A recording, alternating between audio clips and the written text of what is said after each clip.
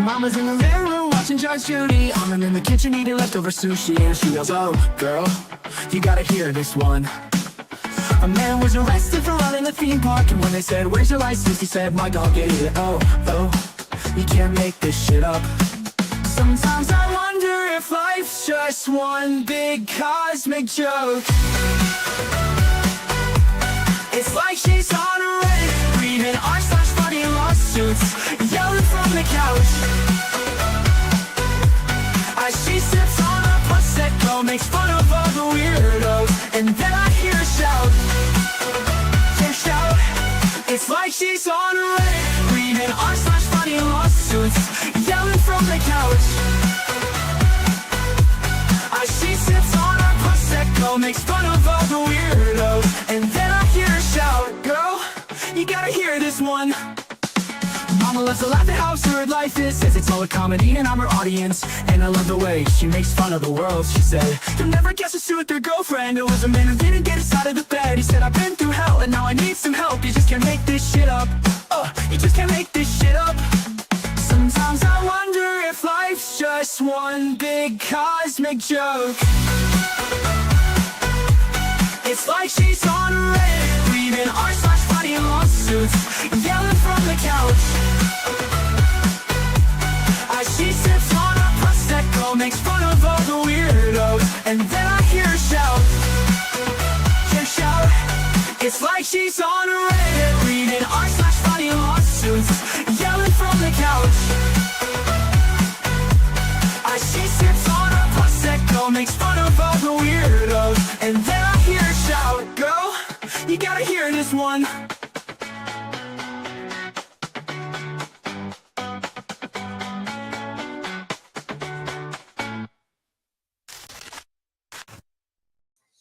Hey guys, I'm back. Thanks for hanging out. Sorry the technical difficulties with the other one. StreamYard crashed. Like, I could play YouTube. I could open up Windows no matter what. I opened it up on my computer or my phone, logged back in, saw you guys. Finally got to log back into StreamYard on my phone or my computer. And when I did, it ended the stream. I didn't even get to add myself to the stage and it ended. So I really don't know what happened. But like, I don't mean to be rude and I don't want to be rude, but like, yes, I had technical difficulties. Yes, sometimes other streamers have to have technical difficulties, but I am my own person, and please don't compare me to other streamers. I don't like to be compared to other people. I don't like to put myself in the same categories as other people. I don't like any of that. I just don't do that. Yeah, StreamYard yeeted me. So like, you're nothing. Last night she said she gets all, yeah, because people send her stuff. So that I actually believe, but it's because people send her things. People that pay for it send her things. People send me things too. However, generally speaking, I've always paid for my documents when I've had to, using the money I earned from YouTube, obviously. But I'm one of those people that, like, I'm type A, and I have to know where it came from, and I have to know that I got an originally sourced document, for one. And secondly, I don't want to ever be accused of contributing to someone's $3,000 Pacer bill.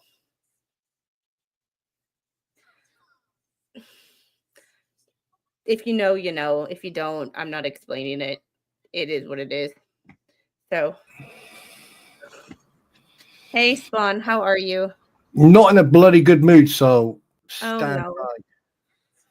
Oh, no. Well, got a text from my beautiful queen, and I'm like, my phone went, so I looked at it, and all it said was hi. And when she does that, there's something's happened. I know it. I know her, because what she does, she tries to start the conversation in a neutral manner. And, you know, I've got a lot of training in that anyway. So I go, okay, what's wrong? What's broken? What's happened? And she went, the car's broken down. The moment she said that, I just put my phone down and I had to count from 100 to 200,000 down to zero because yeah, anyway. And basically the clutch gone and she's stuck in a car park waiting for the rescue vehicle to pick her up. And as soon as she gets back here, obviously I'm going to do a yeetus deletus and go and sort out because, yeah. Understandable. Yeah. Yeah. So tread carefully. I'm going to be as polite as I possibly can tonight. I'm just not gonna push it. No, not you. I'm just in general. In general. Yeah. Understandable. Car issues are never fun, and they're nope. Car issues suck. Let's just go with that. So we are leaving off exactly where we were the last time. We are 9 hours and 5 minutes into day 2. We are almost done with day 2. Thank God. And then we get to start on day 3. So we will just get straight into this. Yeah.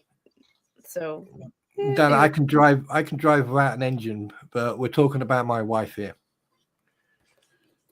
I can barely drive, let's be honest. Okay, I'm going to pause while I pull something up and move to Member Graham. Member Inman. So, Mr. Van Vechten, I'm going to ask you, you've read through most of the transcripts and the materials we pulled together? Yes, sir, I have. Okay. In the flight for the PAT-25, at one point, and I want to make sure I'm getting the right terminology, I'm going to call it left seat and right seat. Is that okay with you? Yes, sure. The left seat is flying, and they're coming down to a transition point, and they turn right instead of going straight. Do you recall that? Yes, vicinity of Cabin John. At Cabin John, they took a right, but they were supposed to be going straight. Is that correct? That's correct. Also, at one point during the CVRs that we've downloaded, the left seat indicated that person had a little bit of dizziness during that flight. Do you recall that? I don't remember reading about dizziness. You got dizzy for a moment, I believe. I don't recall that part. Recorders, do we have that? I'm not saying it's not there. I just don't remember that. Okay, if you'll check it. I want to make sure because I don't want anybody reporting that we said that. Sure. But whenever you read in the next of kin, the familial relationships, the left seat operator, we were told at one point had a case or had issue with vertigo. Is that correct? That's correct. Is that concerning to fly night vision goggles with someone who was having vertigo or had vertigo in the past? Does that create an additional layer or an additional complexity for that person to operate? Yes, if they continue to be affected by the spinning sensation of vertigo. Would that be something, if you're in the right seat and you're evaluating, if you see these things start to happen, you're making a wrong turn, would you suspend the flight during that out of safety? I mean, it's situationally dependent, depending on how bad it is. But if I've flown with pilots before who've thrown up while performing combat maneuvering flights, so I take the controls and terminate the flight. Okay. What about if they were to go goggles up? Why did they go goggles up? Now, if they would go goggles up, does that terminate the flight? I mean, if you announce, hey, I'm going unaided for a minute, which I will sometimes do on the DC healer routes, I wouldn't do it on Route 4 because it's a much lower altitude, but in a zone transition, possibly I'll flip the goggles up just to get a little night unaided time and visual acuity. But that would terminate the flight. Was there an expectation bias that they needed to run this entire mission with night vision goggles, even if they were getting into a traffic area? Would that have had a detrimental outcome to the flight itself? No, typically for A-part evaluation, specifically the MVG standardization combination flight, I like to log a little bit of night unaided as well so that I get all modes of flight during the evaluation to evaluate the pilot. Okay. At any point during this flight, did you hear them go goggles up? I don't remember reading that. Okay. I think we've read it. We never saw that, which would have been an indication that NVGs were not in use. Had they would have announced someone, right, goggles up? And I only read it from Cabin John to the incident. Okay. I think we can check it a little further, but it will be in the transcript. Sure, do you want to go back to your question? Yeah, Mr. Van Vechten. And again, this is very sensitive. So, but we do have to talk about it. Hey, Squid. Does the Army have any evidence or?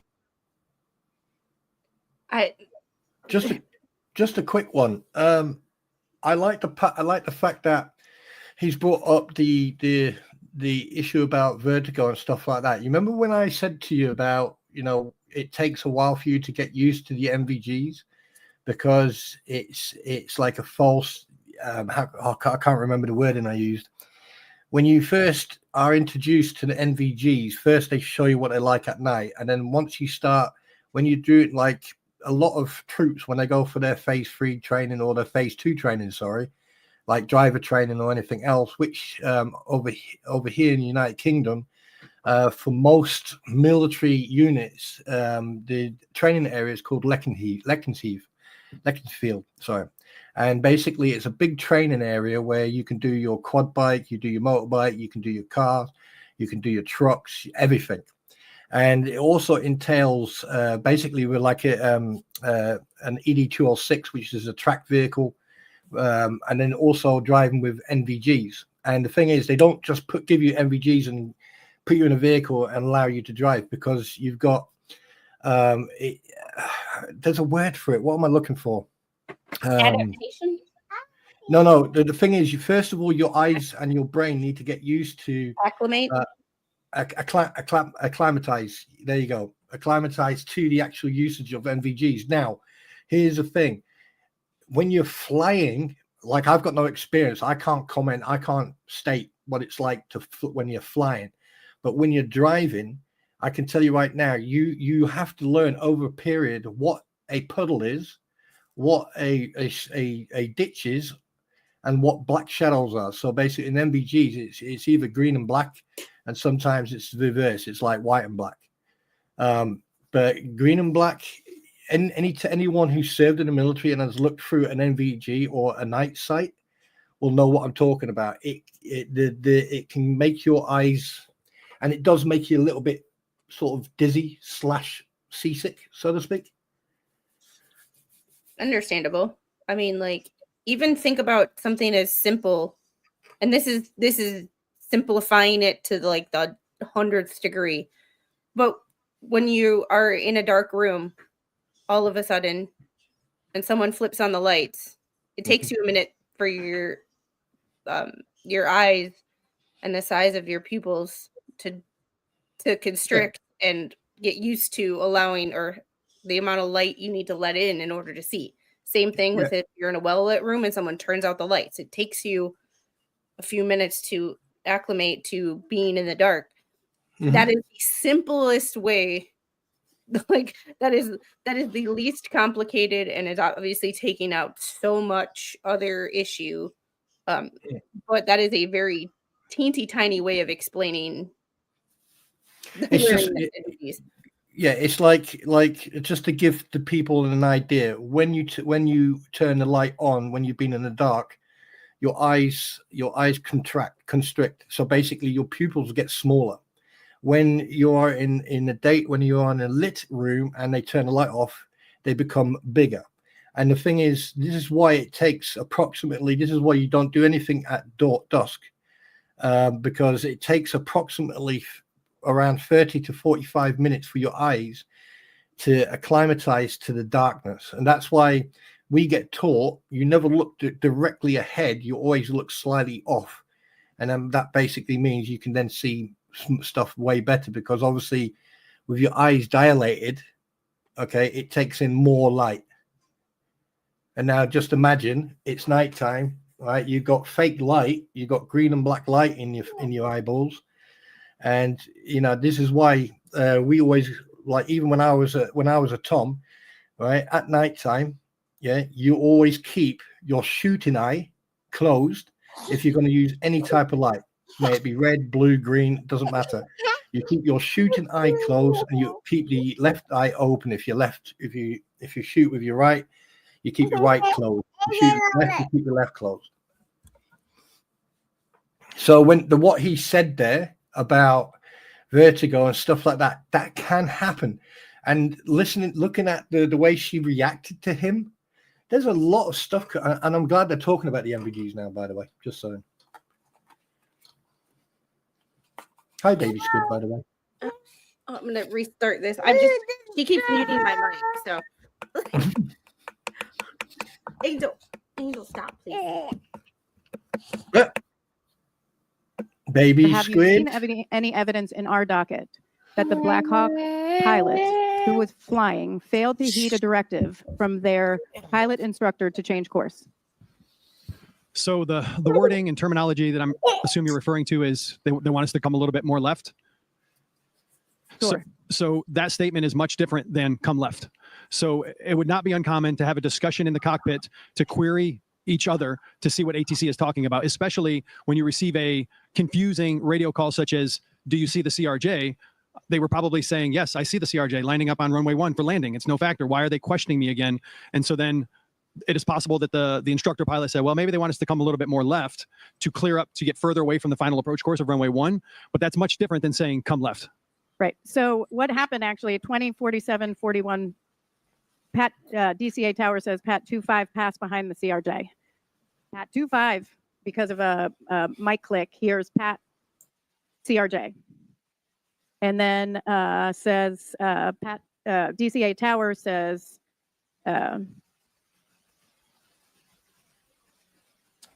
actually, you hear Pat 25 has aircraft in sight, request visual separation. DCA Tower visual separation.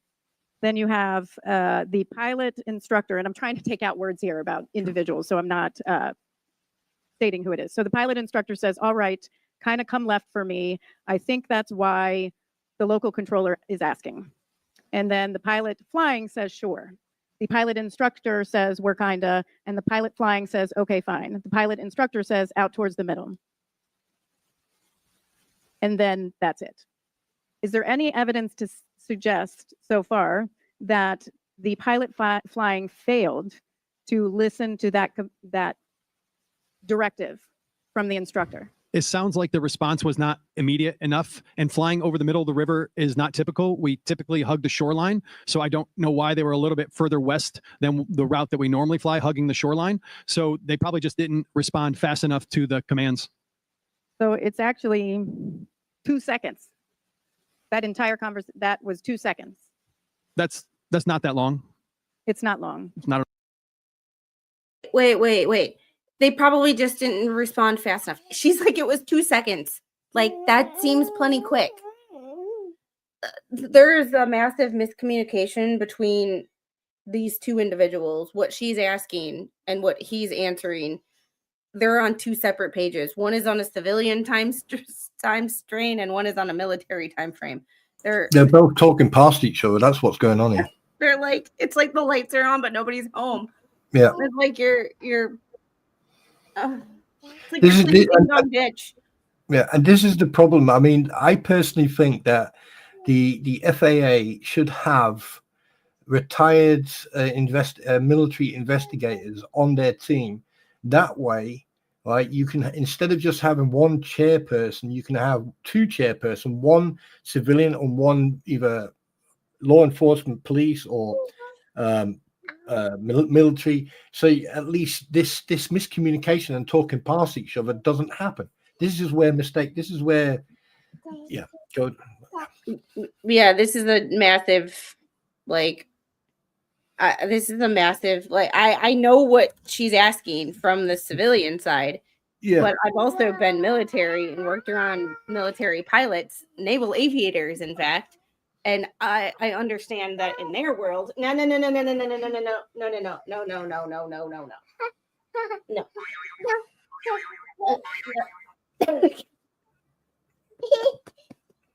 She pulled a push pin on my wall. I'm like, nope, we're not touching that. I'm listening to this conversation and I'm like, just ask the question a different way and stop trying. And she's also like, I'm leaving out names so we don't know who it is. By now, everybody and their damn uncle knows who these pilots are. Like, I understand her would be wanting to protect their names if their names hadn't been released to the public.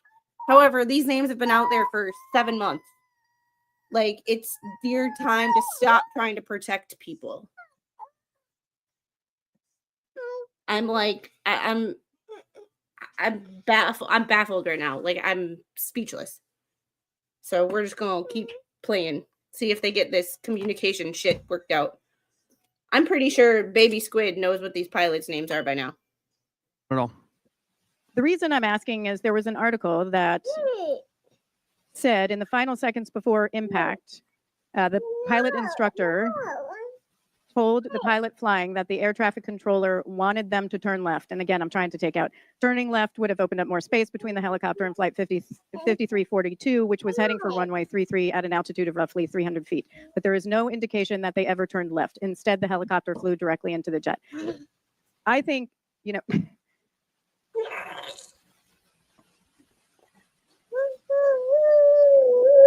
I have real concerns about an article like that. Those are a lot of assumptions. And families are devastated by this. And what that article did was put out in the public speculation. I have not heard the actual audio. I think tone, I would need to hear the actual audio and hear the tone in the voice. But to me, it just sounds like normal communication. And there would be no reason to hard bank to the left. It was just, hey, I think they want us to come a little more left. And we don't know when they were about to turn left, but it just wasn't within the 2 seconds, which is not a long period of time. You think the New York Times had access to the CVR audio? Nope. I have no idea. Member Graham? Member Inman? Thanks. Mr. Phipps, do we have that He pulled did. up? So I want to just bring you back, and we're actually looking at the CVR that's in the public document. This is coming from Exhibit 12, Helo A. And I'll drop you down to right at 1953. I don't know about you, but I'm feeling a little dizzy, like looking down and around with the winds or whatever it is, but not too bad.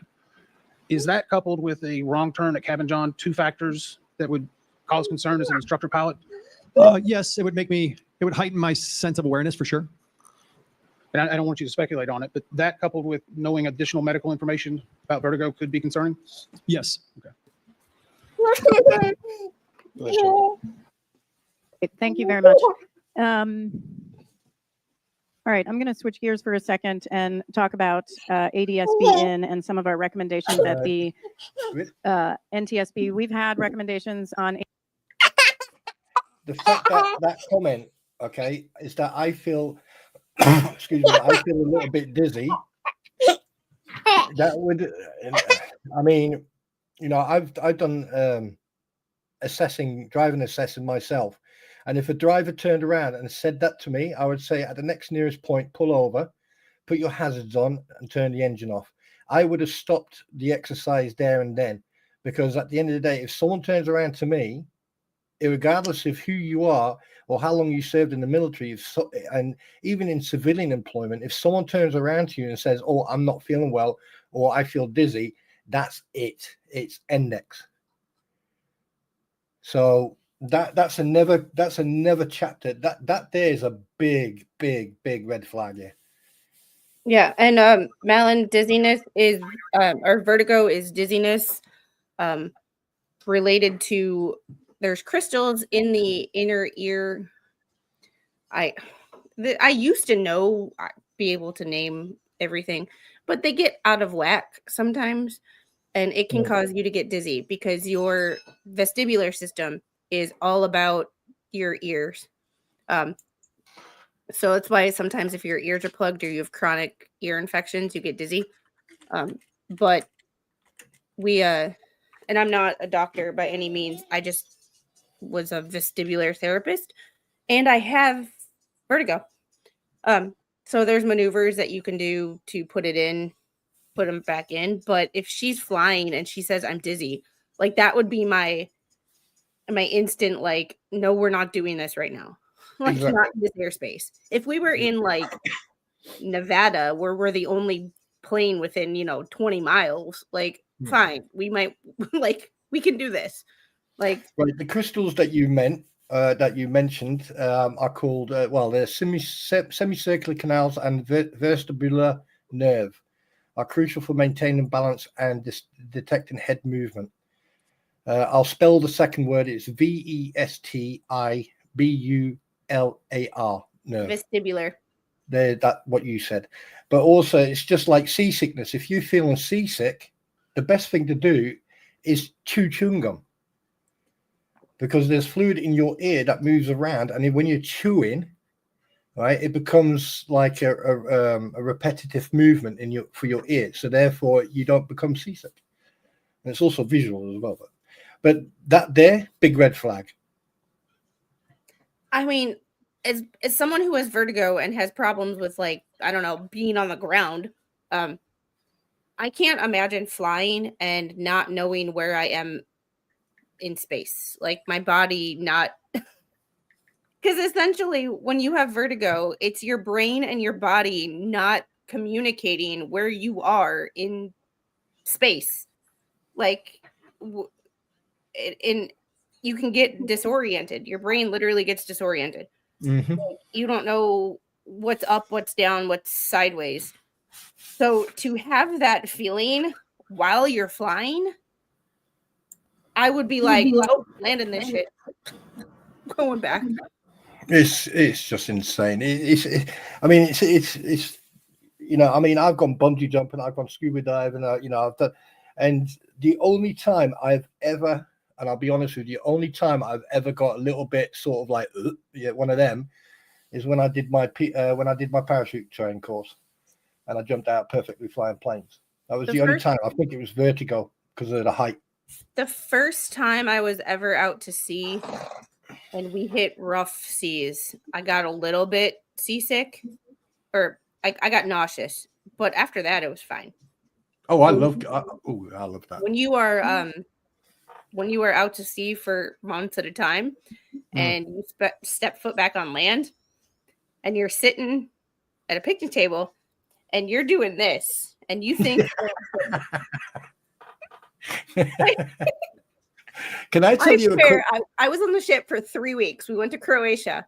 We had to take Liberty boats. We had to get off the ship, go take Liberty boats to the shore.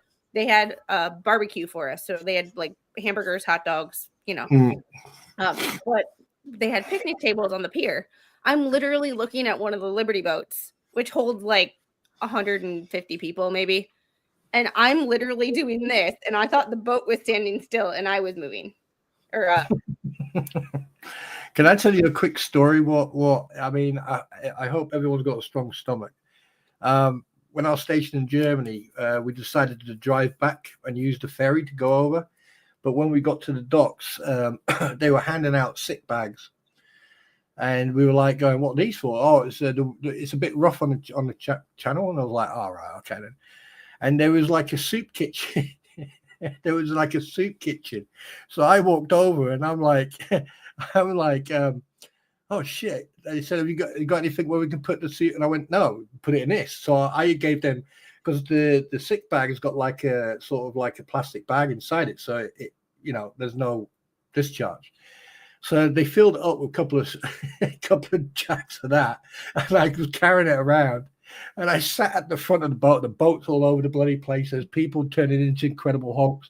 I just got a spoon and started eating this soup. I got banned. I got banned off that ferry company for life because they had everyone at the bow just doing an exorcist impression. And when I got off, we got stopped by the police and the owners of the sea of what was it? What was it called? Stella ferries. And that was it. I was never allowed lifetime ban. And Jeffrey and Baby Squid has flown to Milwaukee and back 2 times. Once when she was 7 months old, and another time when she was 9 months old. Parents of children who of babies specifically, need to just feed their children upon takeoff and landings, and everything will be fine. All right, getting back to this because we broke Spawn. I can't stop laughing because I just remembered NTSB I'm gonna mute you. I'm gonna get back to this. I'll do it myself. For nearly 20 years. I was on scene for one midair collision that killed several and injured. It killed 4, severely injured 10, and we recommended ADSB in then for specific high traffic areas. Certainly for air tours, it's a little bit different. But the response from FAA on June 26, 2023, when we again, after numerous years recommended ADSB in and out, actually said, we determined that our current ADSB requirements adequately address the needs of aviation safety and will not pursue any additional ADSB requirements at this time. So for about 17 years, if not more, we have FAA not requiring ADSB in, pushing back. So I just want to ask the FAA, and again, that was 23, so we're in a different place now. So, Mr. Fuller, do you know, does the FAA support requiring newly manufactured aircraft registered in the United States be equipped with ADS-B in? I don't feel I can speak for the entire FAA. I'm here representing the Air Traffic Organization. And so certainly for Air Traffic Organization, ADS-B in and out helps us, but I don't know from the AVS side of the house or what their position would be. Is there anyone here from the AVS side of the house? No, ma'am. Does the FAA support requiring that any aircraft manufactured as of today be required to be equipped with ADS-B out when operating in an airspace, also be required to install and operate ADS-B in? Does the FAA support requiring ADS-B in on all manufactured aircraft as of today where there's ADS-B out required? Again, I can only speak for the Air Traffic Organization. We support any technology that will assist us in separating aircraft. So you don't know if the FAA supports requiring these two? I cannot speak on rulemaking, flight standards, aircraft certification, and I'm not knowledgeable enough in those kind of requirements to speak on their behalf. Okay, maybe you can respond in writing. I love when two government agencies fight it out. I love when they argue because that's how you get answers. When two government agencies don't get along, it's great because that's when you get the truth. I can certainly help facilitate that discussion. Yeah, absolutely. Okay. I don't like everything this woman says, but I can really appreciate Member her Graham. attitude. Member Inman. While you're facilitating a discussion, I just want to have one follow-up from Mr. Allen. Can you take it as a do out that we would like to know the percentages and the amount of times that the helicopters positions were combined and decombined? Is there a specific time frame? All day. Mr. Soper probably say since its inception, but we will be happy to parse it in. Mr. Soper, what would be helpful for you? I have to check. We have some of the data already in our documents. Okay. I just want to get an assurance. We don't want to make you do a lot of work for no reason, but I think it would be helpful for us to understand the frequency. So I'll just leave that as kind of an open item if it's okay. Yeah, that's fine. Okay. Sorry, like what's the time frame? All of time. Like since you started this job. Like I don't like you, bro, so figure that shit out. I'm sorry. I've so had it with Clark Allen and his I think there's a psychological term for it. It's diffusion of responsibility. Like it's when an organization is so big that like the FAA is so big that you can put it on somebody else because that person will be able to diffuse that responsibility to someone else. It's like, oi. Mr. Jarvis, I always try to announce if you haven't spoken a little bit. How many years were you an air traffic controller? I've been in the business 41 years, A little long in the tooth too? a little bit. So your job the last 6 years with Lidos, why is Lidos hired to do quality assurance and to help the FAA? I was doing the job in quality control for 5 years prior to retiring. So it's a heavily tasked job. And at the time that I came on board with Quality Control Group, we were the on-call specialists. When an event happened, like the one that happened, we were the ones that would set up and organize and run the telephone conferences, things like that. Okay. But why is Lidos, why does an outside entity have a contract? Is it just another check on the FAA that they purchase themselves? Are they mandated to do it? Why would they have you there? It's contract support. Okay. It's a pretty vague term. I don't know why my boss and the boss of the FAA work together. I'm just told to go somewhere, so I do it. Yeah, I'm here on my own. I know you're here now. I'm asking Lidos, the company, why would they, what do we gain by having Lidos or a similar firm that the FAA doesn't already provide in regard to quality control? Historical knowledge Historical knowledge. You're somewhere where the folks can go and try to pass on some of that information to the younger operators? to coach air traffic managers. In many instances, we develop processes. We go into facilities like DCA and help them get through difficult situations. I know you indicated earlier that you had been talking for several years about additional support that was needed, and you're finally just told to stop it. Yes. What else have you been told to stop? Well, in June of 20, Okay, we're gonna back this up because we're gonna preface this with he was told when he was talking about something, and I can't exactly remember with air traffic safety when he was investigating, and he said this is not a good thing. This needs to be handled, and he brought it up so many times that he was told to stop looking into it. This is a follow-up question from that. 23, I was managing or supporting DCA and DC Metro facilities. And in the dark of the night, I was removed from those duties. When I asked why, I was not provided an answer. Asking too many questions. I had managers calling me, asking me why, and I just couldn't give them an answer because I didn't know why. I had my Lados manager asked why, and that conversation got difficult, I'll say, and we never got an answer. It was important to me. I had made progress with DCA. My Lados manager used to be high up in the agency, the FAA, and knows how difficult this facility and this region has been to maintain. And we all felt like we finally had a good connection and we were moving the needle. And for us to stop moving that needle, all of a sudden, for no apparent reason, wasn't a good move. It was a bad decision. After I left, I was assigned other duties. I watched the facility backslide, and it was apparent from NTSB showing up 2 or 3 times. Since July of 2023 till time now, things started to slide back, and it broke my heart to watch this go down. And I really was frustrated. Again, as a contractor, they didn't want to hear from me. And that's all I have to say.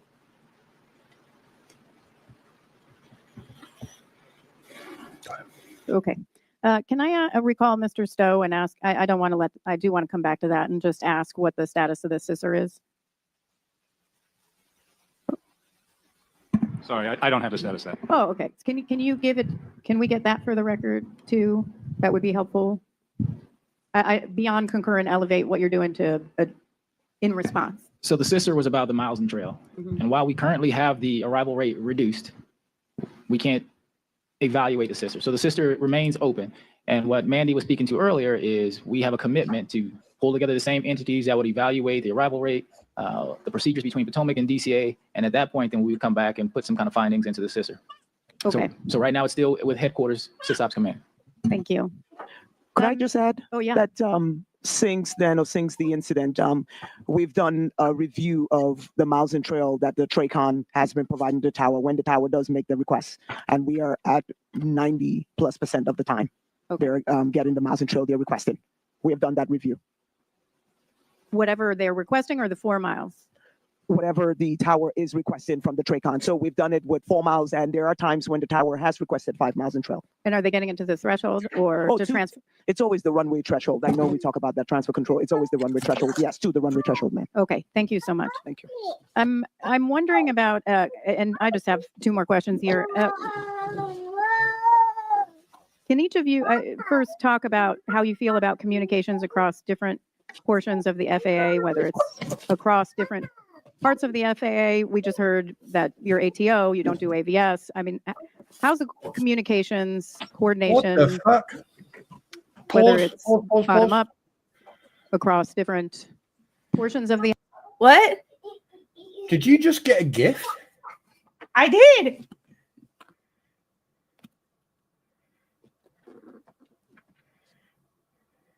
I did.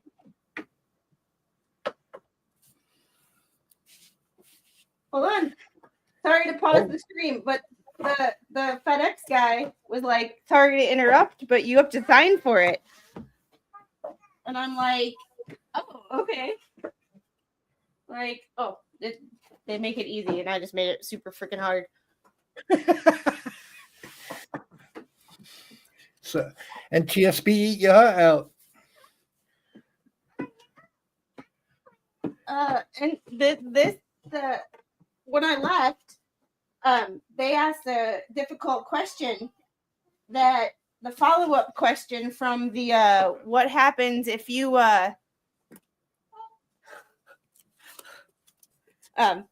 many other times have you been told to stop looking into things?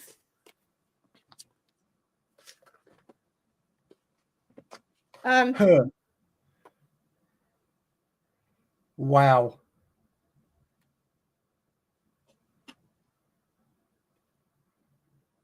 Wow, that's a nice piece of kit there. What terabytes it got? Yeah, your guess is as good as mine right now because I didn't order this.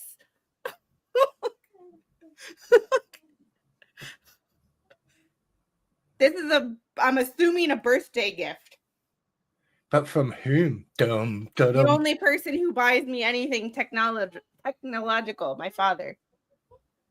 Papa Squid, front and center. So I might be able to game now. So Does that mean you're gonna buy yourself a steering wheel and pedals and come trucking with me? maybe. Oh God. I mean,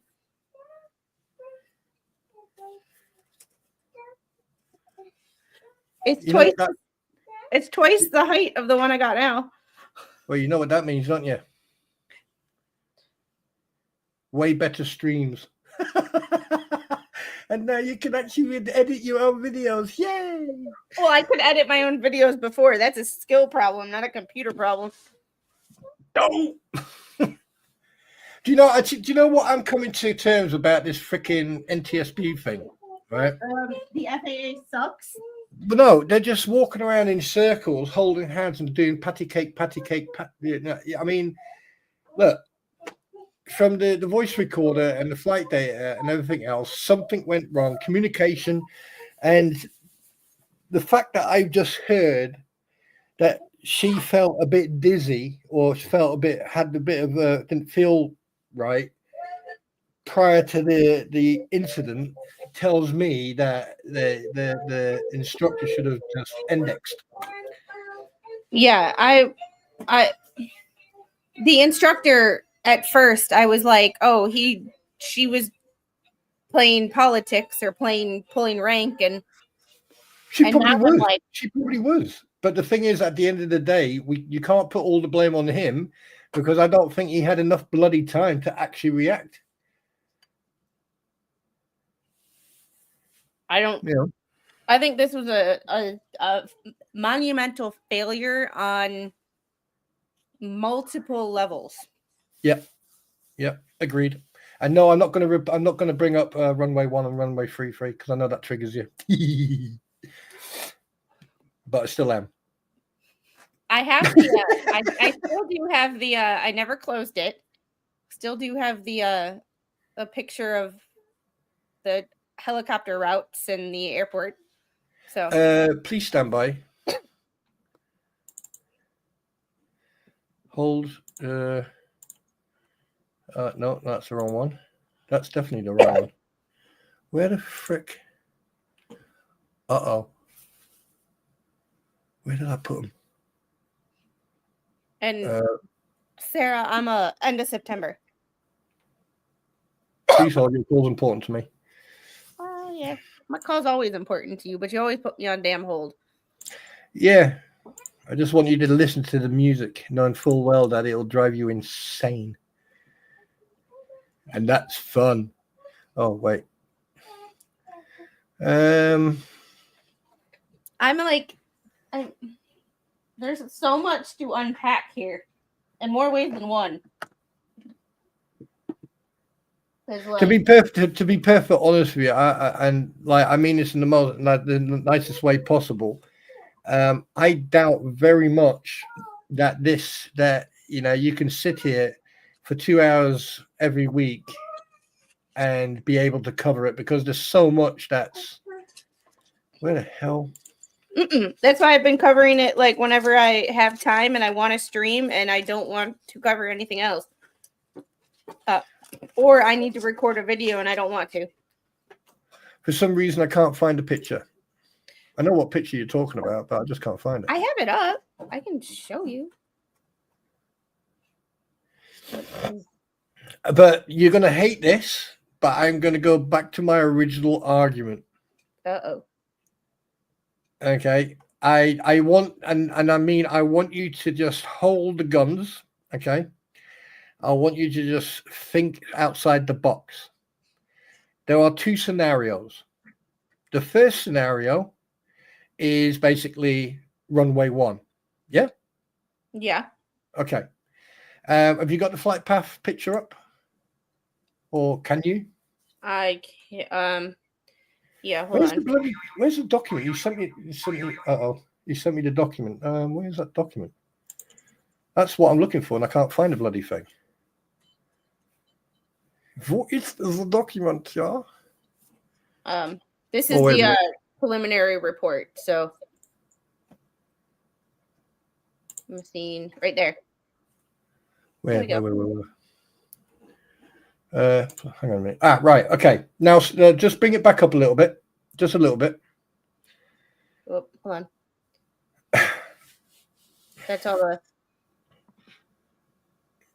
Right. Now, I want you to look at this in two different scenarios. Scenario 1, they were originally going to land on runway 1. Regardless of everything that's been said that we've just discussed and everything else, just work with me on this one. Scenario 1, they were where that brown arrow is right now. Okay, the instructor turns around, we're slightly right, come left. Okay, so basically by the time of the location of the area of collision, right, she would have come back, because if you look at the flight plan they've got on that picture there, you will notice just below the white arrow, because this is what I noticed last time, right? There's a turn, a left turn. Right here. Yeah.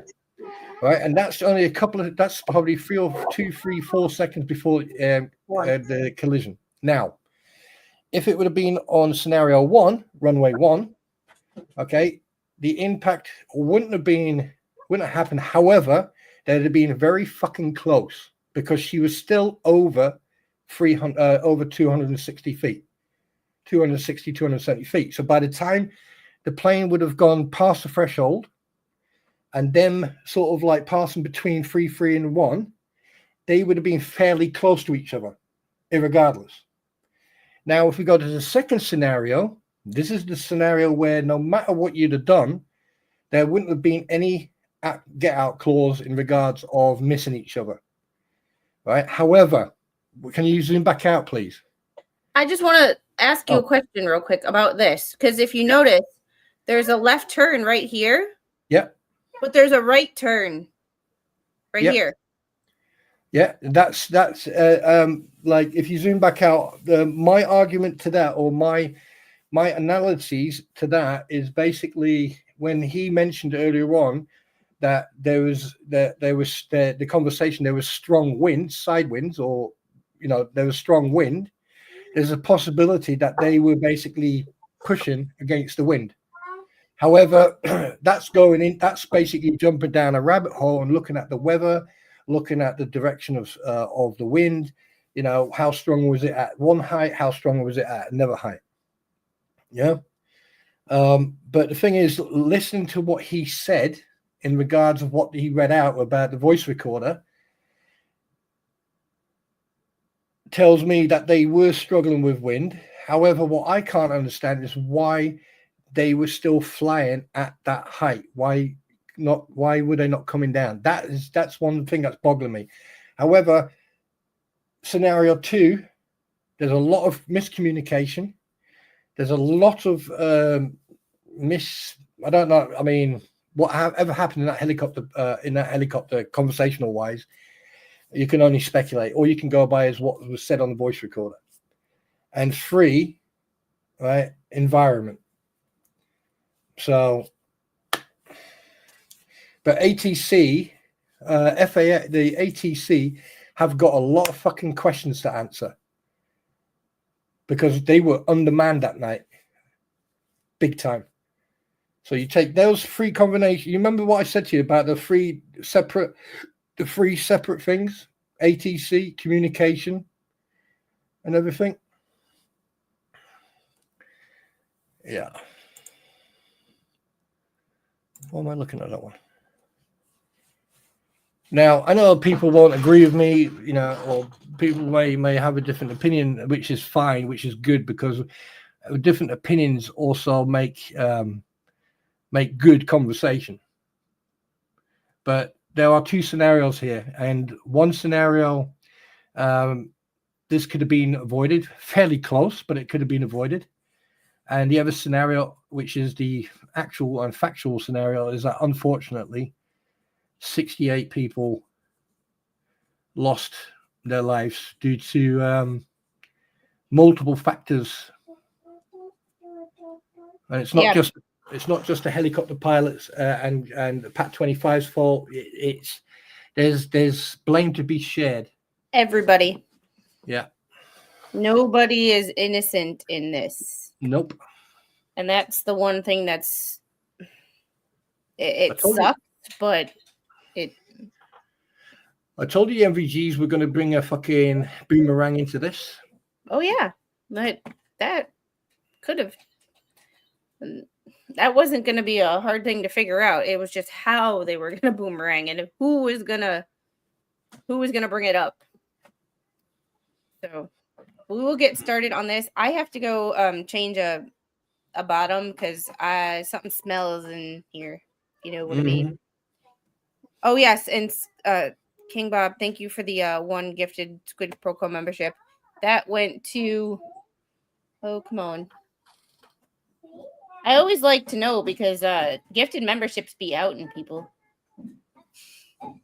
Come on, King Bob, where'd it go? Alternate juror. Oh, AJ got it. Yay. AJ, if you don't subscribe to alternate juror, you really should. If you love trial streaming, alternate juror is your girl or your woman. She's older than me. All right. We are going to get back to this, and I am going to go do my mama duties real quick. It's a very large organization, so that may not be fair. We coordinate well with the relevant lines of business. And so for us in the air traffic organization, our regulators on the AVS side of the house. So we meet with the Air Traffic Safety Oversight Service on a regular basis, rulemaking on occasion, AGC if needed. But we don't typically in air traffic know or have very little concern about aircraft manufacturing. So a large portion will be the aircraft certification, the flight standards, the CMOs that operate the Part 121 operators. We don't have a significant amount of interaction with them unless we're talking about pilot deviations or some kind of weight turbulence standards, things of that nature.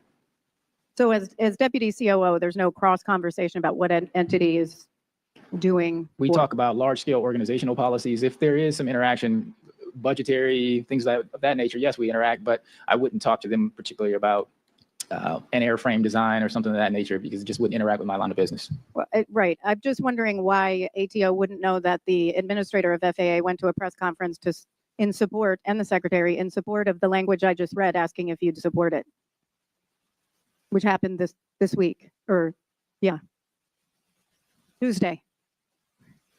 Okay. Mr. Allen, Ms. Chendi, Mr. Lehman, maybe Mr. Allendorfer, do you feel that you are adequately supported by your leadership at all levels, including executive leadership up to the COO? Who wants to start? We'll just go down. I get the mic first. Personally, direct leadership, we're kind of open. I mean, I personally don't have any issues in that regards. I mean, but when it comes to funding for things, wish it could be better. Just want to say that. When Squid comes back, I'm going to ask her to rewind that because I want to hear what she said. Mr. Lehman. I believe in the last 10 years, this is my opinion, that as traffic management and the command center has become more and more the face of the FAA, they have listened to facilities less and less. And that is a problem. We're told to report up, and we are taught to report up. What I want to say is I'm not sure that we listen up so well. Mr. Allen.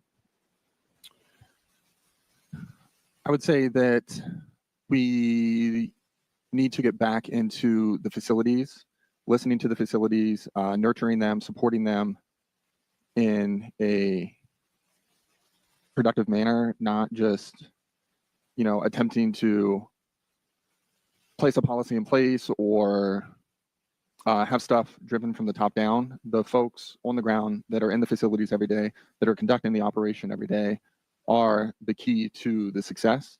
And we could find better ways to support them and nurture that process and make it flourish. Mr. Jarvis, I know you're not there, but from your time there. Yes, thank you.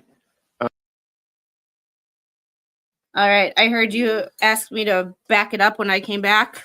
Yeah, can you back it up to like what's the black chap's name again? This guy? Hello, sweetheart. She's in my hello, seat, so I darling. can't sit down. Oh my God, what the hell she got? She got a magnetiles box on her head. Right, can you just take it back? But when she asked him, no, that's not Alan Durfer. What's his name again?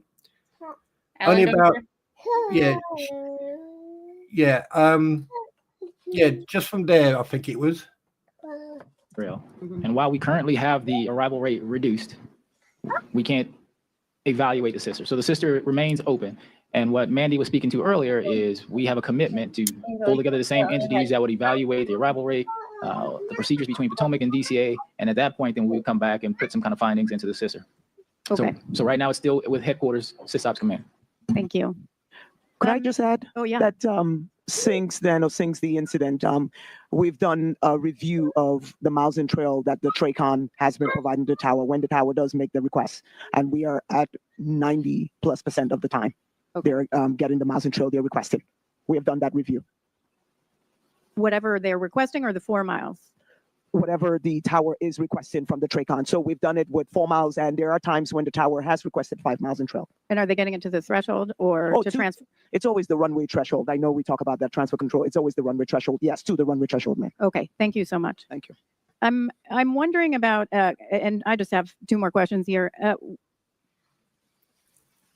Can each of you first talk about how you feel about communications across different portions of the FAA, whether it's across different parts of the FAA? We just heard that you're ATO, you don't do AVS. I mean, how's the communications coordination, whether it's bottom up?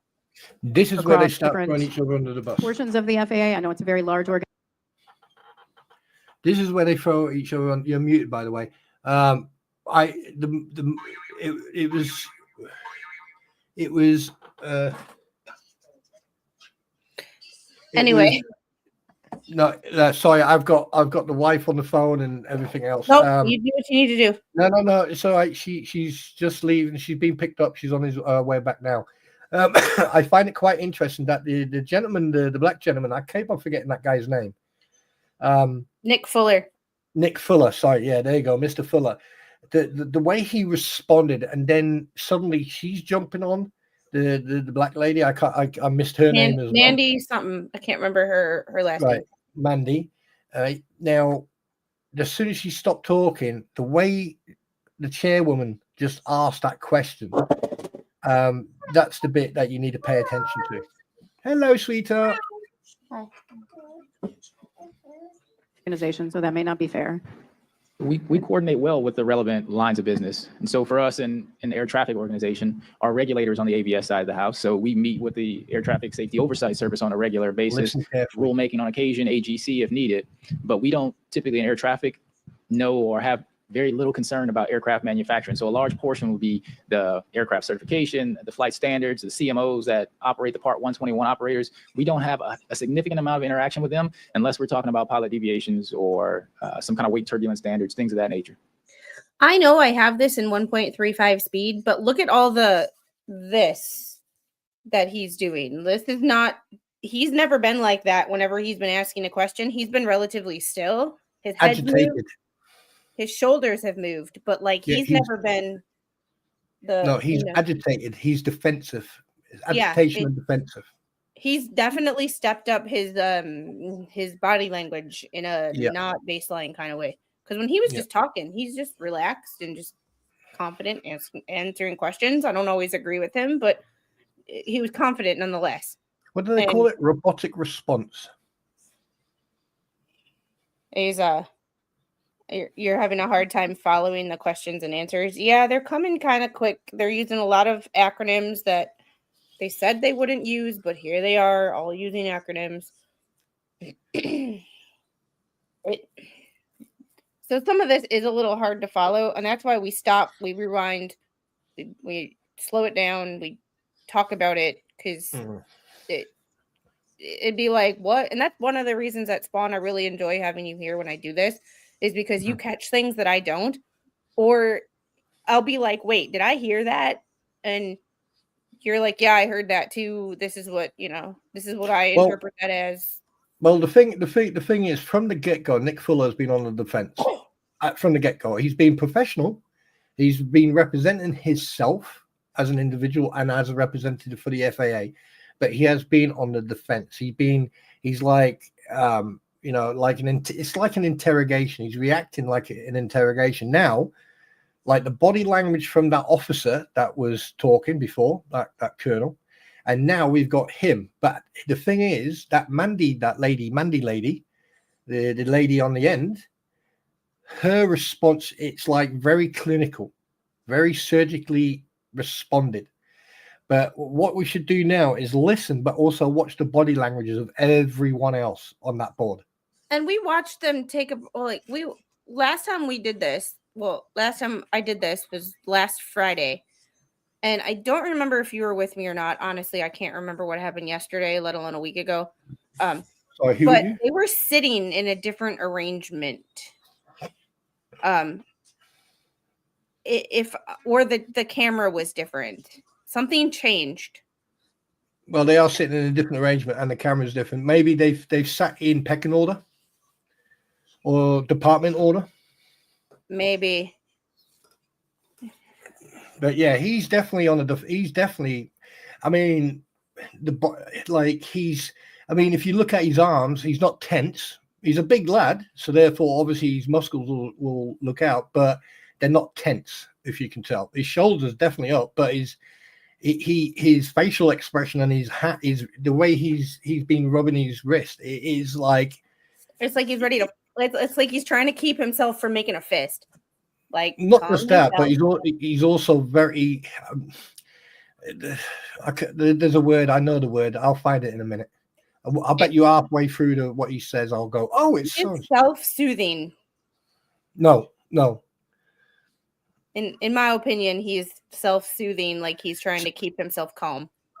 If self-soothing, he would have his hand on his arm, like his lower arm, instead of his wrist. Well, it's personal. It's person to person. Yeah, true. And it also, again, if he were like this, he would look too casual. He still looks professional with his wrists crossed. Well, he's been very robotic in his from the get-go. But before, he wasn't showing any type of hostile sort of like he's very.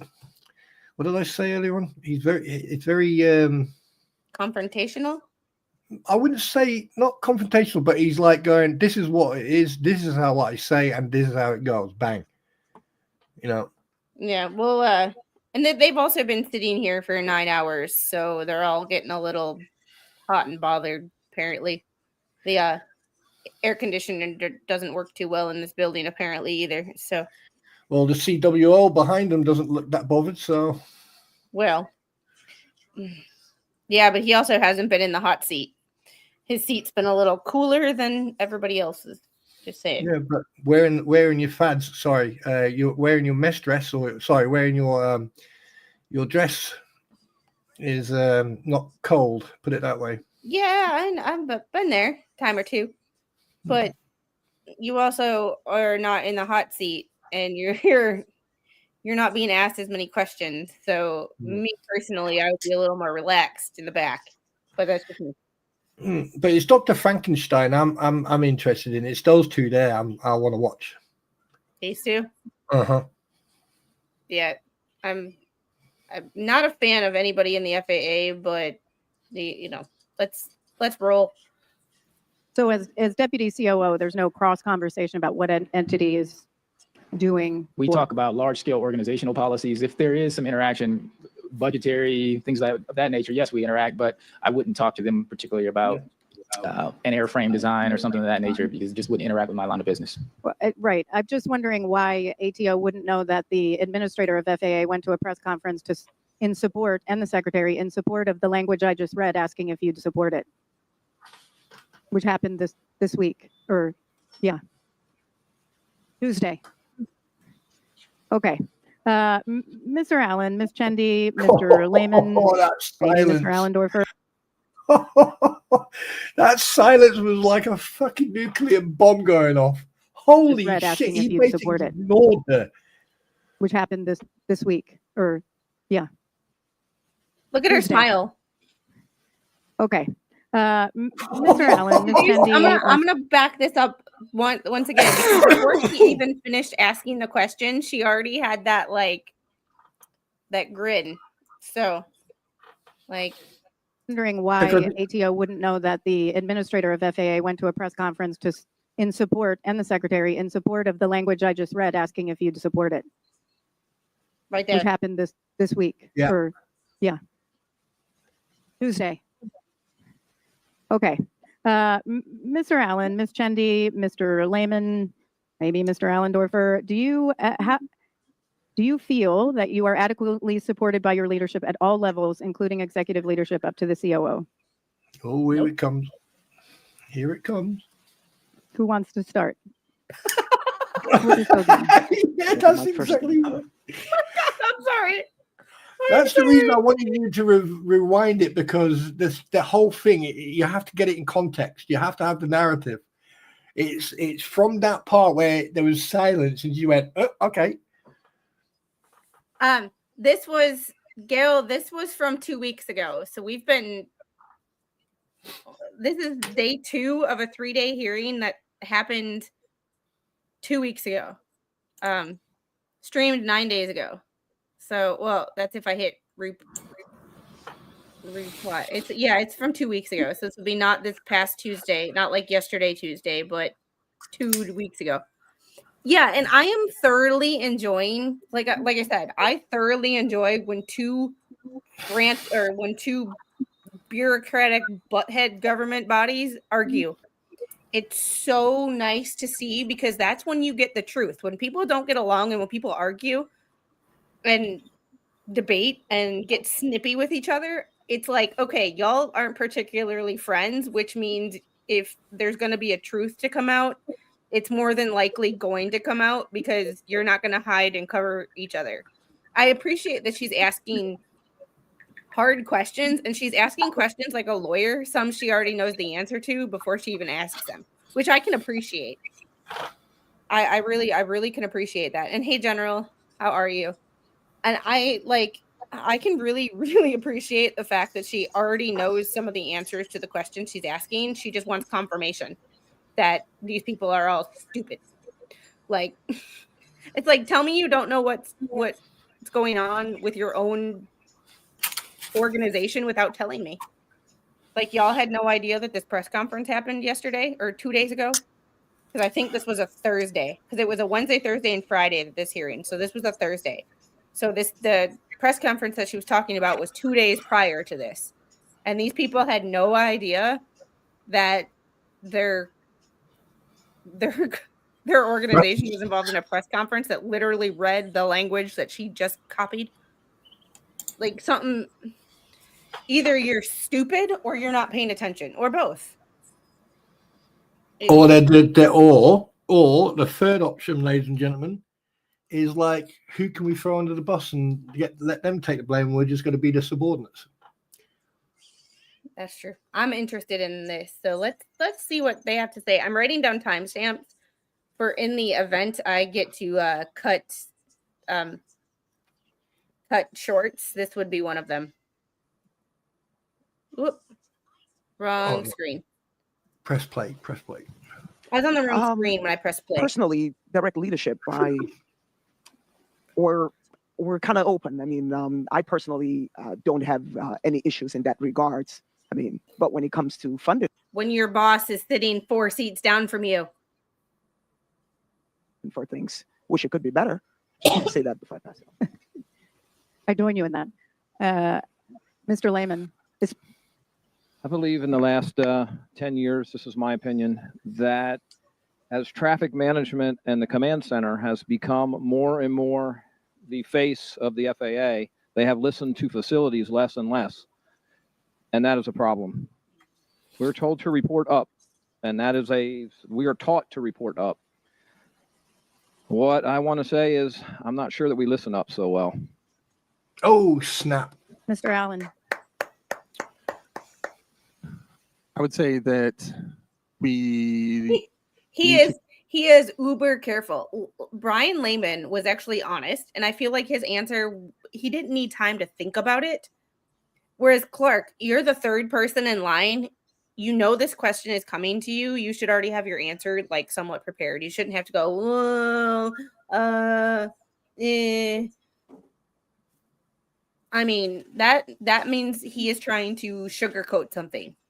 get back into the facilities, listening to the facilities, nurturing them, supporting them in a productive manner, not just, attempting to place a policy in place or have stuff driven from the top down. The folks on the ground that are in the facilities every day, that are conducting the operation every day, are the key to the success. And we could find better ways to support them and nurture that process and make it flourish. Mr. Jarvis, I know you're not there, but from your time there. Yes, thank you. They need a lot more administrative staff. The district shared services, I think, works in a couple of districts on the eastern service area, but not in all. That's not to say that some I'll be right back. coaching Okay. in that field couldn't be done to produce a better product. But if you're going to add people to the district, then they need to go where the help is needed. And that's it for me. And we'll keep going down because Mr. Fuller, you have leadership too. So we'll go with, just keep going. We're a little bit different. We're in the next gen organization.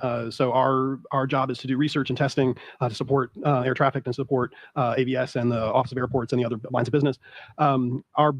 We have two challenges. One is finding out what is needed from the other organizations. We can't do research on the right topics if we don't know what's happening. So trying to get consistent support from the operational side to tell us what are the questions you have, how can we help you, what information do you need from us. That has been a challenge, not just now, but for many years, as long as I've been there, really. We also have a challenge in the other direction, which is that when we do a piece of research or come up with a result from a test, trying to make sure that information gets to the right people and trying to make sure it's used for its intended purpose. I think the AVS organization is probably more successful in that than air traffic, unfortunately. I work in air traffic, so I work on behalf of air traffic and I work in air traffic. So over the years, there have been many cases where we have done a piece of research often on behalf of air traffic, but by the time the research is completed, it doesn't get over and doesn't have the effect that we hoped it would, either because of a management change, priority change, just a communication problem, those sorts of things. I don't like this. So yes, I do feel. I don't. I feel like they're sugarcoating their answers. I feel like Brian Lehman was the only one who gave an honest, somewhat honest, but still respectful answer. Like, I don't expect any of them to go, yeah, they're full of crap, like, and throw everybody under the bus. But like I would, because I'm that bitch. However, not everybody is like me. Thank God. However, that being said, they're all, it's almost like they knew this question was coming and they've rehearsed these answers. And I just think some of these people are inauthentic as fuck. Excuse my language. Feel supported, of course. I do think the biggest challenge we face traditionally in the air traffic organization, especially when it comes to deploying systems, things of that nature, is clean, consistent funding. The Big Beautiful Bill obviously helps us out. And the reason why some facilities didn't get certain pieces of equipment is we had to make decisions based on budgetary constraints. And so having the ability to accelerate deployment of some of these safety enhancements certainly is a plus. Thank you. Member Inman. Just want to go back to Ms. Chindy real quick. I just want to clarify something. You indicated your analysis, 90% of the time they were getting their miles and trail. Is that correct? That's correct. What's good? Do you mean honest? No, there's a sense of being honest. Okay, I'm not trying to sugarcoat this. I'm just trying to put this in a way that's not going to get me demonetized. I tend to say shit like it is sometimes, no matter whose feelings it hurts, sometimes to a fault. If I'm thinking something, generally y'all know it because you hear me say it over the video. Or if somebody, like, if I don't like something, like at the beginning of the stream, I tried to be respectful about it, but I don't like being compared to people. Even if it's a joke, like, just don't compare me to other streamers. Like, that's just not, it's just not something I like. So I brought it up. I tend to say shit sometimes, no matter whose feelings that might get hurt.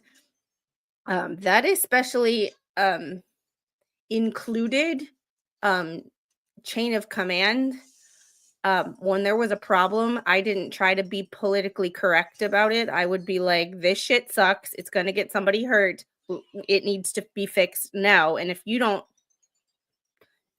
help me, I'll step on your head in order to go to the next person above you. Not everybody is like that. Thank God.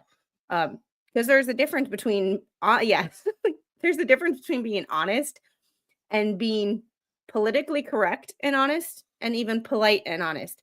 And sometimes I'm learning what's appropriate and what's not. But like when I didn't have a filter when I was younger, and God help me when I'm older and I lose that filter again, it's gonna be bad.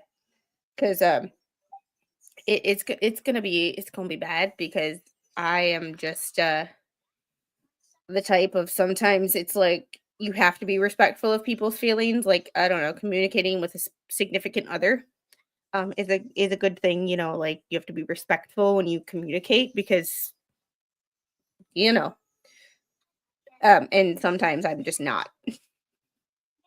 Especially if I don't like somebody, I'm just like, y'all go fuck yourself. Like, and you learn who can take criticism and who can't, and who is actually your people and who are not. Like my in real life friends, like Spawn and I, he gives me criticism all the damn time. He's taking care of some stuff right now, but he tells me all the time, well, you have to fuck up so I can talk. Like, I don't take offense to that, because I constantly interrupt. It's a bad habit I have. I don't mean to do it. It's just, I do. So when someone is like, shut up, I don't get mad, because I know it's a problem. So when I tell somebody else to shut up and they're, oh my God, you hurt my feelings, it's like, wait, I just told, oh, I'm supposed to be nice about that? Like, my friends and I, when we bullshit, I'm like, y'all are weird. Like, my friends and I, and my in real life friends and I are like girls, if you know. But like, sometimes,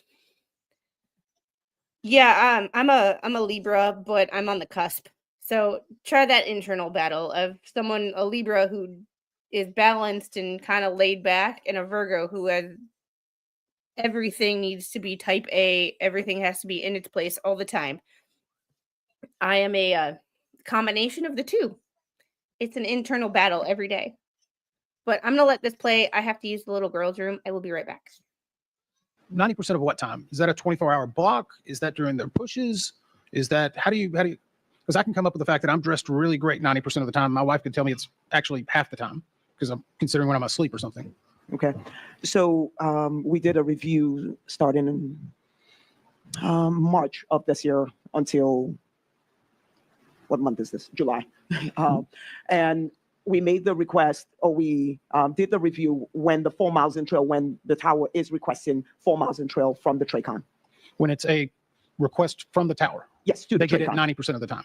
Correct. It's essentially the same review that was done that said 60% of the time the TRACON was providing 4 miles and trail to the tower. So basically, initially, where you all got the results from was we did a review from September till January 29, right? And we were reviewing the timeframes when the tower requested miles and trail from the TRACON. So since then, we've now done another review, of course, after the incident, after we've made. Sure. And I also want to clarify, a lot of your discussion earlier was about the capacity of DCA is when they would actually, when they would use runway 33, the utilization of 33. Mhm. Okay, so I'm going to go to Mr. Silverman. You still back there? That's very popular. Right here. Do you ever evaluate your pilot's use of a runway or whether they accept or do not accept? Well, I can't speak to that within my role as ATM. I can just look at general use across the board at DCA for all of industry. I'm going to defer to the individual pilot groups on the acceptance rate and use of offload runways. Because, okay, earlier it was, we were told that any pilot can reject runway 33. Is that correct, Mr. Allen? Yes, they don't have to accept it if it's requested. And everyone's brought in on one. They're never brought in on 33, correct? If the pilot requested the GPS to 3.3, then they would be given that approach. But typically the sequence to runway 1 and then the tower will offload to 3.3. I'm going to go back to Mr. Silver. You're not done. You're actually a little better off than you probably were at the start of this day because of the length. So I'll just go with that. All good. Not really. You evaluate that. Would that ever be a metric from an organization that you would tell your pilots or start using to say, we need to get more acceptance of 3.3? I wouldn't say, well, first, I closely coordinate with each flight department. I think there's a general understanding of the efficiencies of runway 33, but again, I leave it up to each flight department to message that and to implement it at their will. So I think there's a general understanding from all of industry on the efficiency game of it, but again, it's up to each individual flight department to decide how they message that, and then ultimately it's up to the pilot. So I'm going to go with this last question. I guess, Mr. Allen, if every pilot that's flying into DCA decides they're not going to start taking 3.3 because they don't feel it's safe, is that going to fix part of the problem? No, that'll create additional problems. In the miles and trail or in general or more ground stops? If we weren't able to utilize runway 3.3, there'd be multiple avenues that could be impacted. The ground congestion would increase. You could, if you're not able to get as many departures out, that would increase. I'm sorry, on arrivals. So go ahead. I'm sorry, I didn't mean to cut you off, please. Oh, no.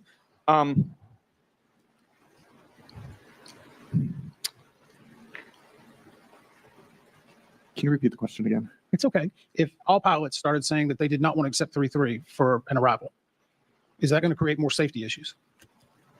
If every pilot stacks up and comes in and your controllers are saying, can you take 3.3, and everyone for a day or a week or a month says no because they don't feel safe or they don't want to, then we'd have to slow the problem down. If I could act. DCA is too busy to operate on one runway. It's too busy to line up on one runway. It's literally just too busy. Like you don't have to be a rocket scientist to figure that out. I mean, in all actuality, DCA should probably have parallel runways. Like runway 1 should have another runway that's parallel to it. And not have to. Angel, why are we doing this? Because this is all sorts of weird. Oh, Avery. Actually, so there are times when the runway is closed. There could be some reason that's actually a constraint in the system, right? And so because of that, we will lower the arrival rate. Okay. I want to, again, Mike, to the panel and everyone, I know you didn't expect to be up here for this amount of time. We didn't expect this panel to be that long. And for everyone that started the day with the heat, takes a lot out of you. So we truly appreciate it. We said this from the start. We're going to take as long as it takes. And we'll continue tomorrow, I guess, Chair. Yep, they're not done yet, though. Okay, Don't go anywhere, especially you, Mr. Silverman. Poor guy. I'm turning it over to Dr. Wilson. Thank you. I just have a couple of questions for Mr. Lehman and Dr. Allendorfer, so everyone else can take a sip of water. All right. Dr. Allendorfer, and I apologize if you said this, there's been a lot of testimony. You talked about that there had been some recommendations for changes to STARS that had been put forth, but I don't recall if you said what those recommendations were. The recommendations I think you're referring to were or not necessarily specific to STARS, but specific to conflict alerts in general Yes, thank you. in air traffic systems. There are a number of them, some of them related to the presentation, so how to present it to controllers, how to present audible alerts, and so on.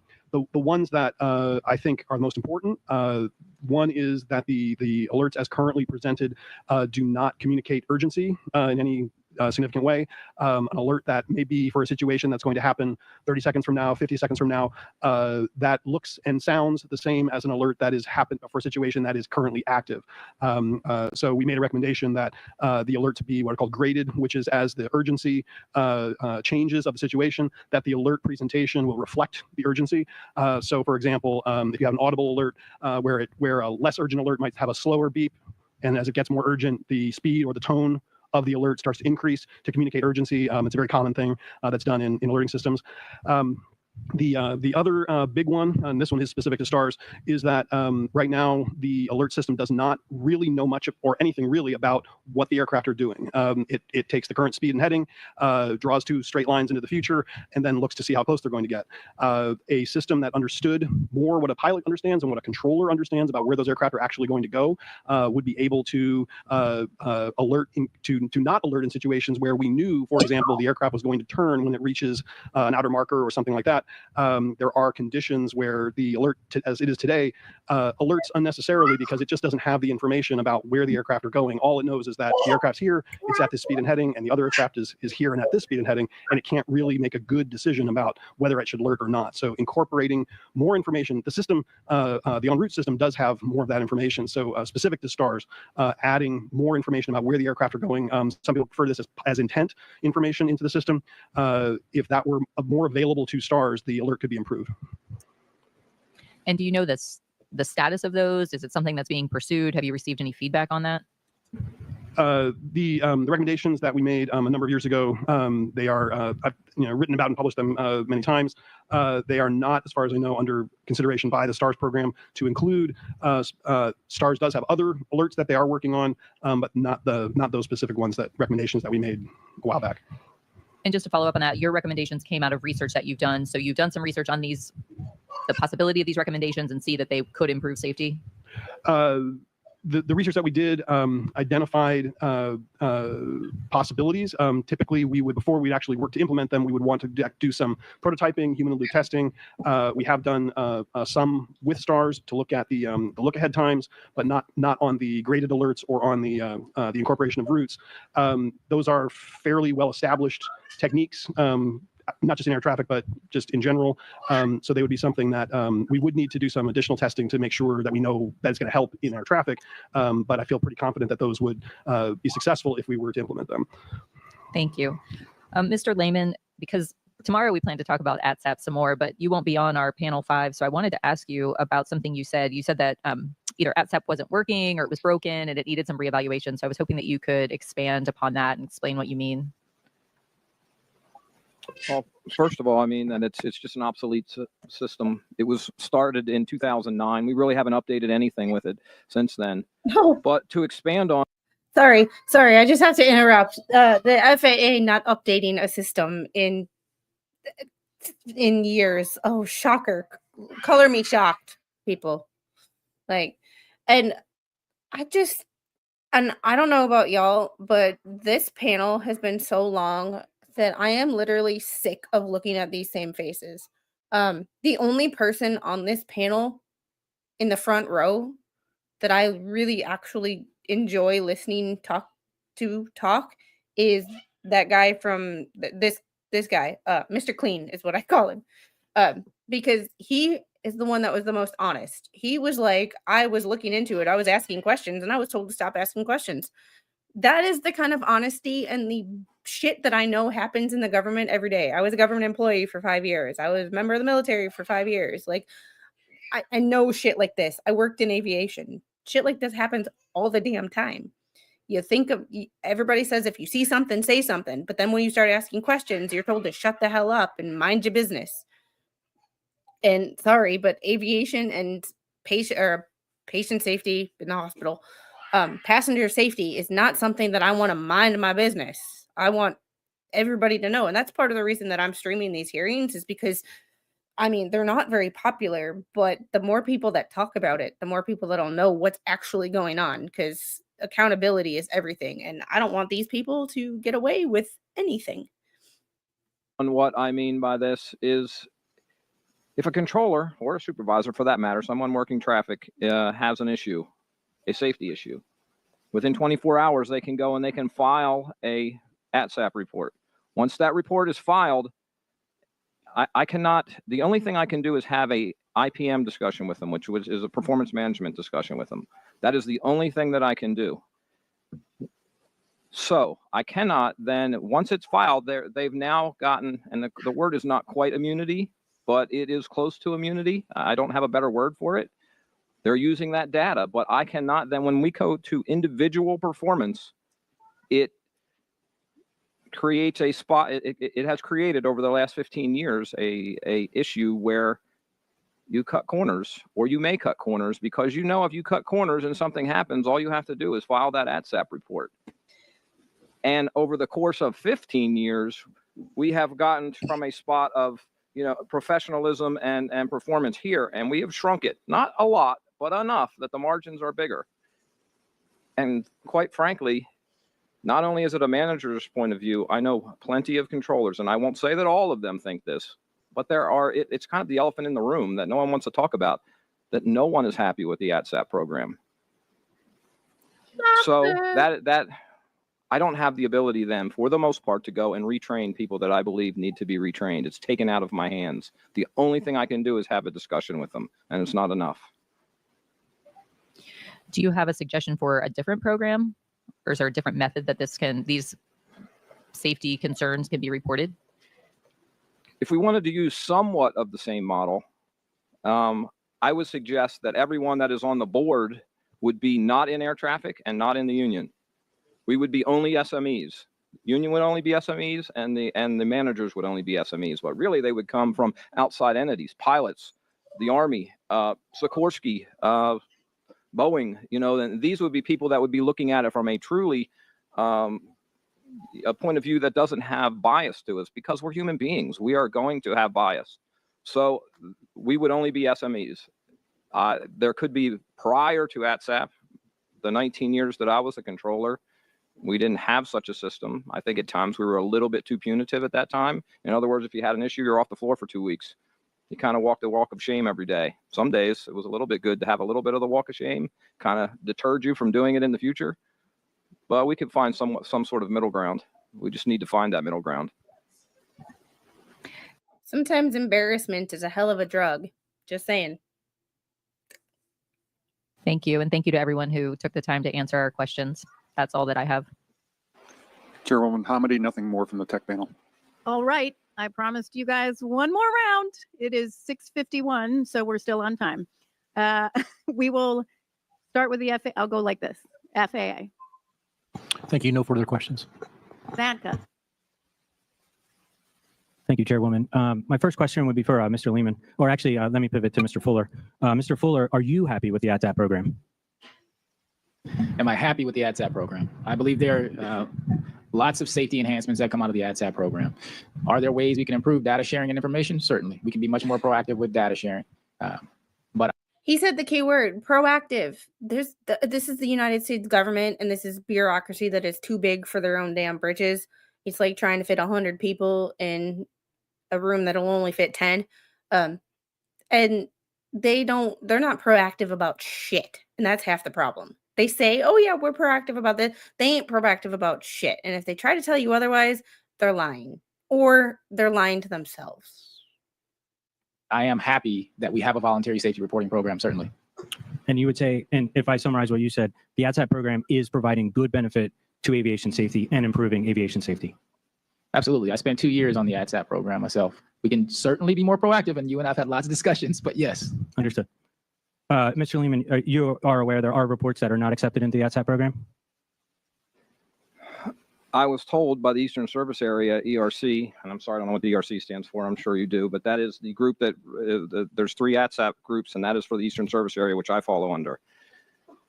In 2023, I had an individual that had so many ATSAPs for the first time in 13 years I asked them to hold a ATSAP at abeyance, and I was told by an ERC member, Eastern Service Area ERC, that was the first time in 13 years they had held an ATSAP at abeyance for performance. Okay, so the question was, did you know there's reports that are not accepted? Yes. Thank you. Okay, My damn question. I'd like to go, Mr. Allen, just to follow up on a statement. It's like a lawyer. Oh, and I'm not a lawyer. Will never claim to be. Maybe a paralegal one day. I'm not really sure yet. However, when I ask you a yes or no question, I don't want a 6-page answer. I want a yes or no answer. And that's half the problem with people in government and trying to yes or no answers don't sound good. Yes or no answers don't make good sound bites. Yes or no answers don't allow them to explain why the answer may be wrong in the eyes of the general public. I didn't ask a yes or no, but I asked a yes or no. I just want a yes or no answer. It's simple. Yeah. Well, yeah, that's a whole can of worms that we ain't gonna get into right now. But yes, I agree.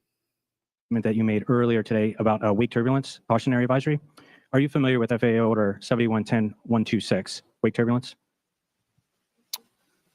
I haven't had to apply it in many years, but I'm aware it exists. Okay, that's the FAA order that is the consolidated wake turbulence order, which the National Airport falls under and applies those rules.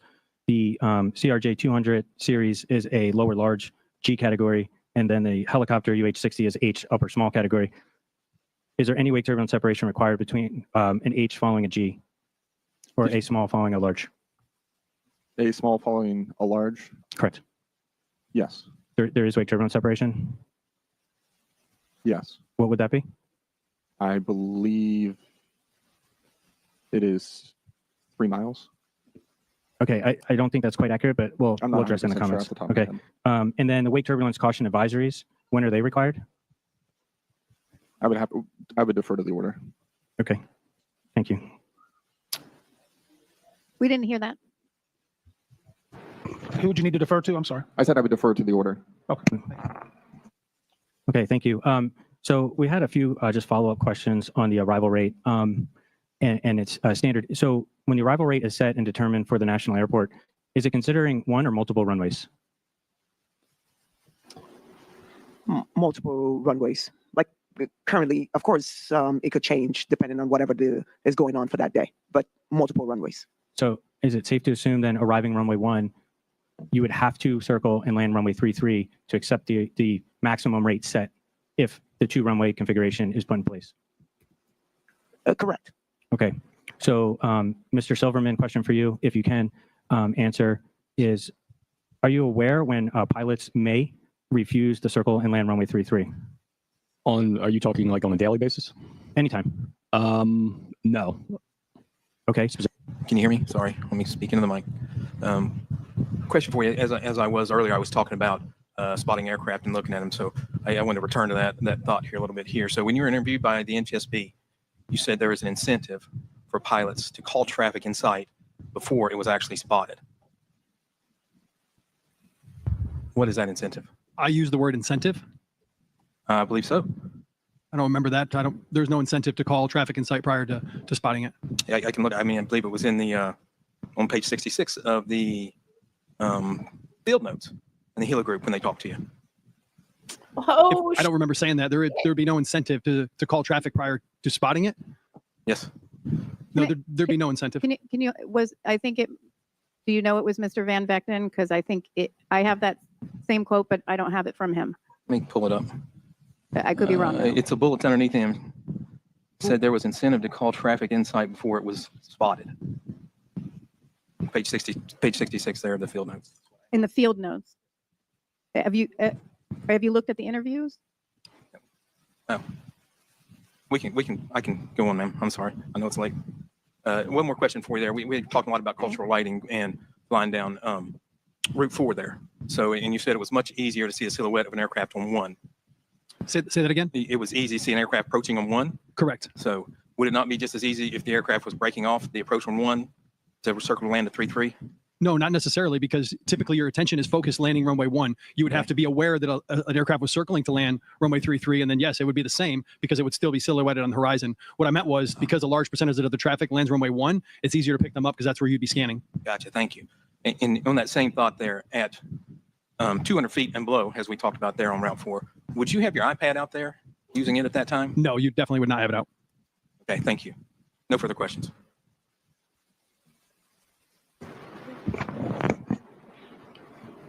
Hold on. She's looking up the quote. And I'm going to. We have it up. And I'll come back in a minute. Alpa. Thank you, ma'am. First question is for Mr. Allen. Prior to the accident, were controllers aware that aircraft TCAS resolution advisories are inhibited below 900 feet? Not that I'm aware of. Do they know that today? Anyone on the panel, perhaps? I can't say every controller knows that, but we have distributed some lessons learned and put some of that information out. that might be something that every controller wants to know, just to just spitball in here. And I'm sorry if I keep stopping this, and I know it's taken us a long time to get through this, but like I have opinions, and it's like when people go, I don't know if they, this is something that you should, the basic safety, the basic safety shit. And for some reason, our government, and specifically the FAA, is having a hard time putting that word safety in the front of their mind. So now that some, if not all, are aware, first off, can you make them all aware? Is that a possibility? Yes, I'll definitely, you've given me some great ideas this week. We're certainly happy to jot some of these information items down and share. Thank you, sir. I've given you some great common sense bullshit to fix. It doesn't, like, how have people not like thought about this, that now that you're aware that it doesn't work below 900 feet, how about that we tell everybody that, and we make sure we, I don't know, do what the government does for every other little stupid thing and make a PowerPoint and make everybody watch the PowerPoint and sign their name. Just a random thought I had. Yeah. Hung Hero, they identify it as safe at this point. I know, right? I identify as a millionaire. That doesn't make it happen. And then to follow up with that, since there is a loss of protection on the pilot side, should changes potentially once again be made to conflict alerts in order to facilitate a potentially better protection for commercial traffic?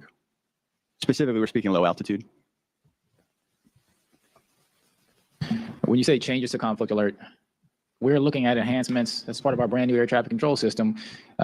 We're still determining if we're going to a common automation platform, if there's enhancements. That's perfect. We're just going to make sure you guys are aware of it. Yeah. Thank you.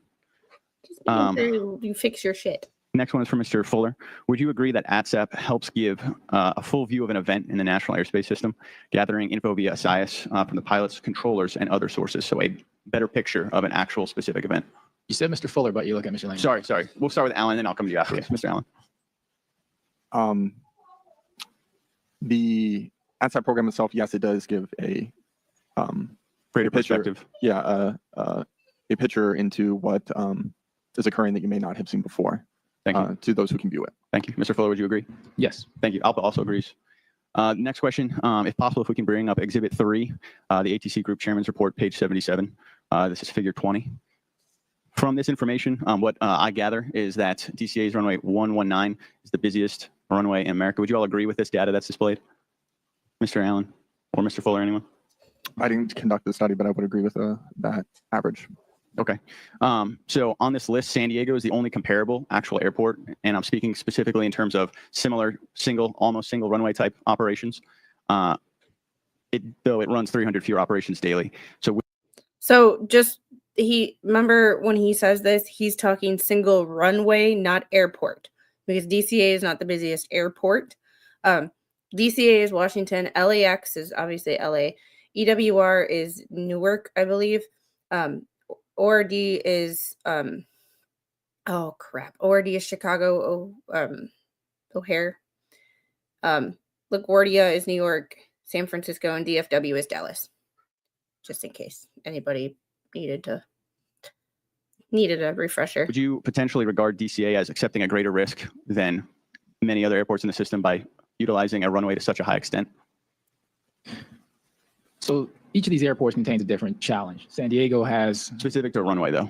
Yes, but San Diego has one runway. They've got opposite direction operations. They've got some terrain issues. They're all different challenges when you relate to these. And DCA, again, have not validated that data because it's not mine internally. I don't know. And also, DCA is a multi-runway airport where San Diego is singular. And so when you factor in DCA and you're comparing it to Newark, which is two runways as well, you have to compare apples to apples. I believe you said 4%.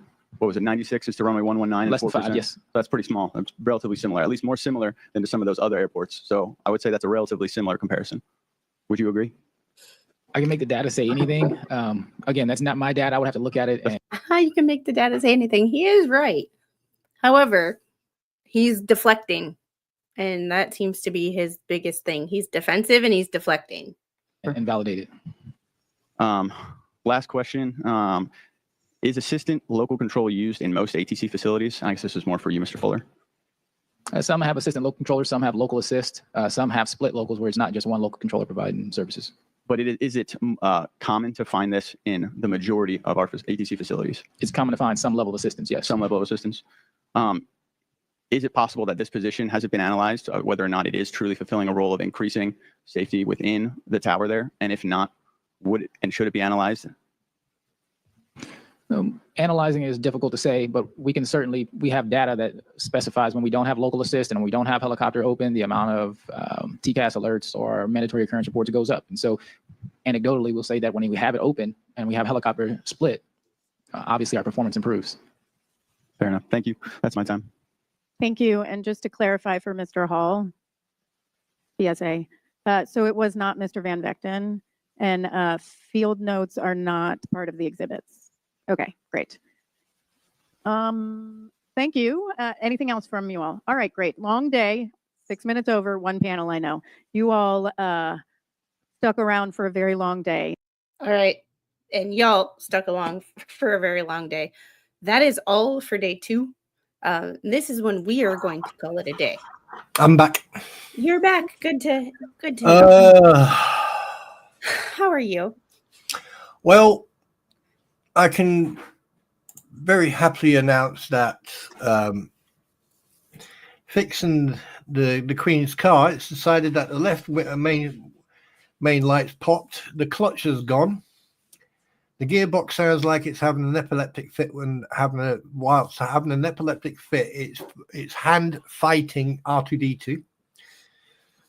So that's going to cost more money.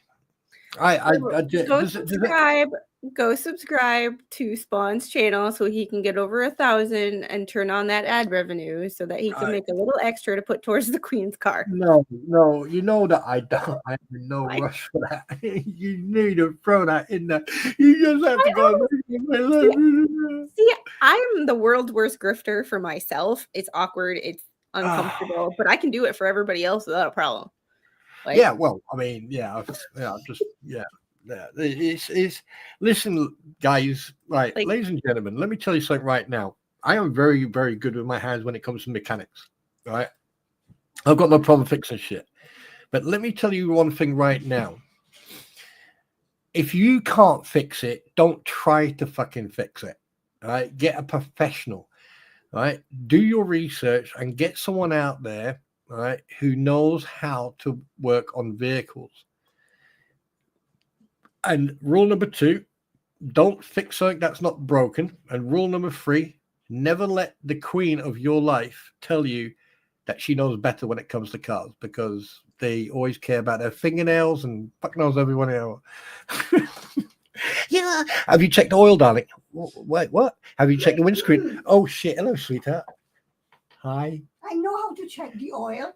Yeah, because I showed you. Yeah, of course. I was not born knowing about cars. Where's the windscreen wash go? It's in the sun that says windscreen wash. It's got a little thing moving. And would you stop fucking doing a ninja on me, because you just made me go. There were a little bit of poo just came out when you fucking appeared there. I know. Right. Busted. Amos girl said busted. Yeah, I mean, Gail with a big uh-oh. If anyone knows me, you know the relationship I've got with my queen. And don't worry, she'll get him back with a frying pan later. in Minecraft. She will. I've worked on cars since I was 8 years old. Is that why they're not working?